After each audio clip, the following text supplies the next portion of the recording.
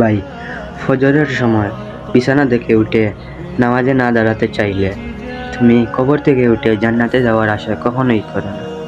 আসসালামু আলাইকুম।